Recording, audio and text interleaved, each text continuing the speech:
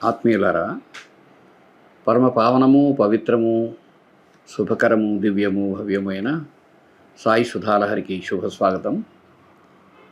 ఈరోజు భీష్మ ఏకాదశి. సుప్రసిద్ధ పితామహుడైనటువంటి భీష్ముడు దివంగతుడైన రోజు భీష్మ ఏకాదశి. మాఘ శుద్ధ ఏకాదశినే భీష్మ ఏకాదశి అంటారని మనలో కొంతమందికైనా తెలిసి ఉంటుంది. సాయిబాబా సత్సంగానికి భీష్మ ఏకాదశికి సంబంధం ఏమిటండి అనే ప్రశ్న కనుక మీలో ఉదయిస్తే ఆ ప్రశ్నకు శుభాహ్వానం పలుకుతూ మనం సత్సంగం కొనసాగించుకుందాం. సాయిబాబా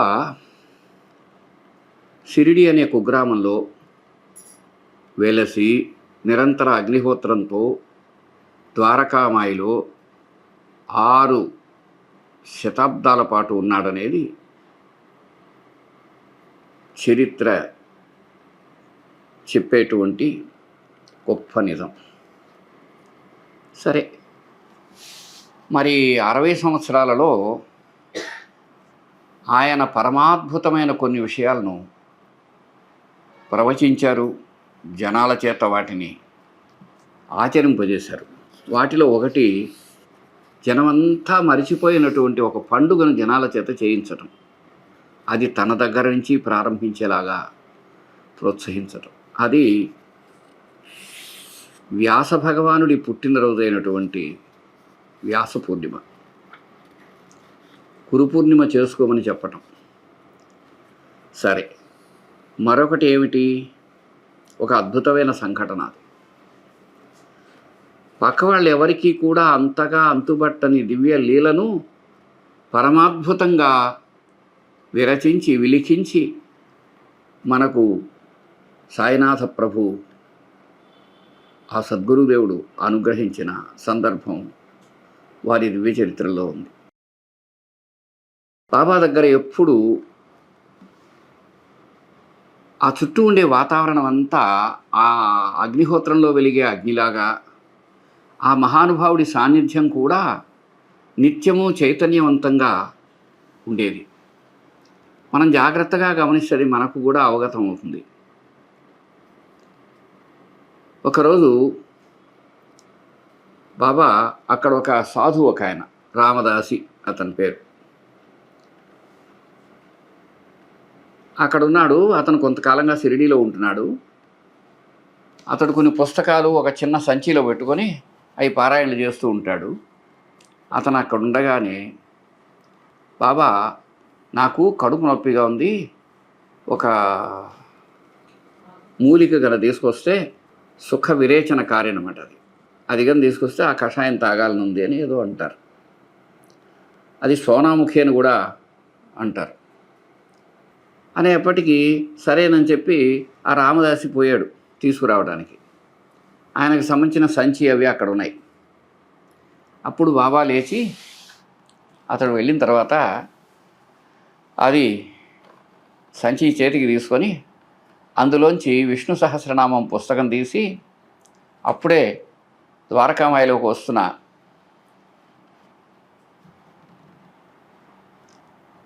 మాధవరావు దేశపాండే అతని అసలు పేరైతే, అతన్ని ఎప్పుడు శ్యామ అనేవారు బాబా, నల్లని కృష్ణుడా అని. అతని లోపల వస్తుండగానే అతని చేతికిచ్చి, చూడు, ఒకప్పుడు నాకెంతో హృదయ వేదన కలిగినప్పుడు నేను ఎంతో శ్రద్ధగా భక్తిగా ఈ విష్ణు సహస్రనామాన్ని నా హృదయానికి హత్తుకున్నాను. అప్పుడు నాకెంతో పరమశాంతి కలిగింది. కాబట్టి ఇదిగో ఇది నేను నీకు ప్రసాదిస్తున్నాను, నీవు దాన్ని తీసుకొని శ్రద్ధగా పారాయణ చెయ్యి అన్నారు. అది శ్యామ ద్వారా మనందరికీ చెప్పారు, మానవ జాతికి చెప్పారు. ఏది ఏమైనా అక్కడ నిమిత్త మాత్రంగా ఆ మాధవరావు ఉన్నాడు. అతడు మామూలు మనిషి కాదు, లౌక్యుడు బాగా. బాబా నాకు ఆ పుస్తకం వద్దు, ఎందుకంటే నాకు సంస్కృతం రాదు. రెండవది, ఆ రామదాసి ముక్కోపి ఎక్కడ లేని శాపనార్థాలు తిట్లు వర్షిస్తాడు. మహానుభావ, అవి నాకొద్దు స్వామి అంటాడు. అనగానే అదేం కాదు, నేను నీకు ఇస్తున్నాను, అతనితో నీకేం పని, ముందు ఇది తీసుకో. అంతా రాకపోయినా పర్వాలే, మెల్లగా రోజుకు ఒక్కొక్క నామమైన శ్రద్ధగా భావయుక్తంగా పారాయణ చేయి. చాలా శ్రద్ధ వినాలి. భావయుక్తంగా ఒక నామమైనా ప్రతిరోజు పారాయణ చెయ్యి, నీకెంతో మేలు జరుగుతుంది అని ఆయనకు చెప్పాడు. ఆయన చివరిదాకా చేశాడో లేదో మనకు తెలియదు, కానీ దాని యొక్క పరమాద్భుతమైనటువంటి ప్రయోజనం, సాయి వాక్కు, ఆయన బోధ మనకు ఆ సంఘటన ద్వారా తెలిసింది. సరే, కొంచెం సేపటికి అతడు ఆ మూలిక తీసుకుని వచ్చాడు. ఎవడో అక్కడ ఎదురుగా వెళ్ళి, చూడు నీ పుస్తకాలు అవి ఏవైనా ఒకసారి చూసుకో అన్నాడు. రావడం అతను చిందులు దొక్కడం ఆరంభించాడు. బాబా ఉన్నారని, ఆయన సాన్నిధ్యంలో ఉన్నామని అన్నీ మర్చిపోయాడు.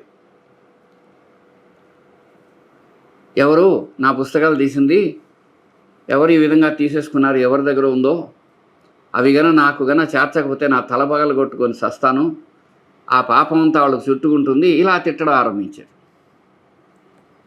మనం ఇక్కడ సాయిబాబాలో గొప్ప వ్యక్తిత్వ వికాస నిపుణుని చూస్తాం. అప్పుడు బాబా ఒక మాట అంటాడు, రామదాసి, ఏమిటో ఎందుకు అలా ప్రవర్తిస్తావు? చూడు, శ్యామాకు ఆ పుస్తకం ఇచ్చింది నేనే, అతడు తీసుకోలేదు, నేనే ఇచ్చాను. అయినా నీకు ఆ స్తోత్రం అంతా కంఠస్థంగా వచ్చు కదా, మరి ఇంకా నీకు పుస్తకం ఎందుకు? నీకు అవసరం లేనిది ఇతరులకు ఇవ్వడం సంస్కారం కాదా? అంతేకాదు, ఒక 2 అణాలు, ఒక అణ కాలన పడేస్తే ఆ రోజుల్లో అది చాలా తక్కువ ఉంటుంది. ఒక కొద్దిగా డబ్బు వెచ్చిస్తే పుస్తకాలు దొరుకుతాయి. కానీ మనుషులు ఎట్లా కాదు కదా, మనుషులను అలా నిందించవచ్చునా అని అతనికి హితవు చెప్పి, ఎలా ప్రవర్తించాలో ఎలా ప్రవర్తించకూడదో హెచ్చరిక చేసి విష్ణు సహస్రనామాన్ని మనకు సాయి విధించారు, ఆదేశించారు. మనలో ఎంతమంది దాన్ని అర్థవంతంగా చేస్తున్నాము అనేది ఎవరి వారి విజ్ఞతకు వదిలేస్తే, నిజంగా గనక విష్ణు సహస్రనామం అనేది ఇంతవరకు చేయకపోయినా ఈ రోజు నుంచి అయినా మన జీవితాల్లోకి ఆహ్వానించి చేస్తే అది పరమాద్భుతం. అది ఎంత అద్భుతం అంటే, మహాభారతంలో ఎన్నో రకాల స్తోత్రాలు, స్తవనాలు ఇవన్నీ ఉన్నాయి, ప్రార్థనలు ఉన్నాయి, రకరకాల విధి విధానాలు, సాధనా విధానాల గురించిన ప్రస్తావనలు ఉన్నాయి. వాటన్నిటిలోకి తలమానికమని చెప్పుకోదగినటువంటిది మాత్రం అన్ని విధాల కళాత్మకమైంది ఒక స్తోత్రం ఏదైనా ఉంటే అది విష్ణు సహస్రనామ స్తోత్రం. అది ఎంత విచిత్రము, విశేషం అంటే, ఒక విశేషమైన పుట్టుక గల మానవోత్తముడు భీష్మ పితామహుడు. ఆయన అసలు పేరు దేవవ్రతుడైతే, ఆయన ఒక ప్రతిజ్ఞ భీష్మించి చేయటం వల్ల దానికి భీష్మ ప్రతిజ్ఞ అని వచ్చి, అటువంటి ప్రతిజ్ఞ చేసిన వాడు గనుక ఆయన భీష్ముడయ్యాడు. ఆయన గారి పేరు మీద ఈ ఏకాదశి ఉంది. ఇంత ఆయన ఏం చేశారు? మనకు ఆ కథ భలే అందంగా ఉంటుంది, ఊహించుకున్నా కూడా బాగానే ఉంటుంది. ధర్మరాజు కృష్ణ పరమాత్ముని చూడటానికి వెళతాడు. మామూలుగా కృష్ణుల వారు ఎలా ఉంటారు అంటే, మన సినిమాలో చూసే కృష్ణులు, తర్వాత అక్కడక్కడ టీవీ సీరియల్స్లో చూసినవారు, మనం ఊహించుకున్న కృష్ణులు, వాళ్ళని దయచేసి పక్కన పెట్టి మీ శుద్ధమైన మనసుతో చైతన్యవంతమైన కృష్ణుని ఒకసారి తలుచుకోండి. కృష్ణుడు ఎలా ఉంటాడంటే, గొప్ప ప్రేమ కలిగి చైతన్యవంతంగా, పరమద్భుతంగా, గొప్ప స్నేహితుడులాగా, ఆత్మీయుడిలాగా, వదలడానికి వీలైనటువంటి గొప్ప ఆత్మీయతతో, ప్రేమతో కనిపిస్తాడు. అందుకని ఆయన అటు ఇటు మర్చిపోవడాలు అవేమి ఉండవు. వెంటనే అక్కడికి వెళ్ళిన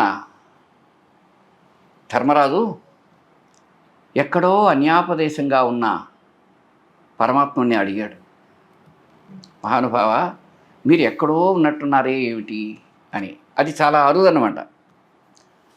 అప్పుడు కృష్ణుడు జవాబిచ్చారు, ఏమని? శరతల్పగతో భీష్మ శామ్యన్నివహుతాశన మాం ఛాత పురుష వ్యాఘ్ర తతో మే తద్గతం మనః. ఆయన అన్నాడు, చూడబోయి శరతల్పగతుడైనటువంటి భీష్మ పితామహుడు ఎందుకు శరతల్పగతుడయ్యాడు? ఆయన బాణాలతోనే ఒక మంచాన్ని తయారు చేసుకొని, తల్పాన్ని తయారు చేయించుకొని దాని మీద ప్రతి క్షణం బాధానుభవాన్ని చూస్తూ యుద్ధరంగంలో ఉన్నాడు. ఆ విధంగా సుమారు ఒక 50 రోజుల ప్రాంతం వరకు ఉన్నాడు ఆయన. ఆ విధంగా ఎందుకున్నాడు? బహుశా ఆయన జీవితకాలంలో అనుభూతి చెందవలసిన ఏవి మిగిలి ఉన్నాయో ఆయన జ్ఞానంతో తెలుసుకున్నారు కనుక అట్లా ఉండి ఉండవచ్చు, మనకైతే తెలియదు. సరే, ఏది ఏమైనా ఆయన చేసిన పని ఏదో అది శ్రేష్టమైనదై ఉంటుంది అన్నమాల. అక్కడ భీష్మ పితామహుడు శరతల్పగతుడై నన్నే ధ్యానిస్తున్నాడు, అతన్ని నేను తలుచుకుంటున్నాను, ఆయనను తలుచుకున్నందువల్ల నీ వచ్చిన విషయం నేను గమనించలేదు అన్నారు. బాగుంది. ఆయన ఎలా మెల్లగా ఆయన పరమపదానికి దగ్గరవుతున్నా అంటే, వెలిగే అగ్ని మెల్లగా జ్వాల తగ్గించుకుని అణుగుతున్నట్టున్నాడు పోయి అన్నాడు. ఆ మహానుభావుడైన భీష్ముడు మెల్లగా అణిగిపోతున్నాడు. ఆయన జీవయాత్ర ముగించబోతోంది. ఆ సమయంలో భీష్మ పితామహుణ్ణి వెళ్ళి కలిసి నమస్కరించి ఆయన పరమ చరమోపదేశాన్ని సంపాదించుకున్న ఘనత ధర్మరాజుదైతే అందుకు సహకరించినది కృష్ణ పరమాత్ముడు. సరే, బాగుంది. అప్పుడు నాకు అంత బాగుండటం లేదు, స్థాల్యంగా లేను, నేను ఇప్పుడు నా జీవితంలో తెలుసుకున్న విషయాలన్నీ చెప్పడానికంటే అవన్నీ పక్కకు పోయి నీకు ఇప్పుడు ఉత్తమత్వం లభిస్తుందని కృష్ణుడు ఆయనకు వరమిచ్చి మనకు చేయించిన ఉపదేశం విష్ణు సహస్రనామం. ఆయన జీవితం అంతా అవగాహనతో నింపుకున్న తపోశక్తి అందులో ఉంది. అందుకని భారతీయ ఋషి సత్తముల ప్రార్థనల అన్నింటి యొక్క సాఫల్యం అందులో ఉంది.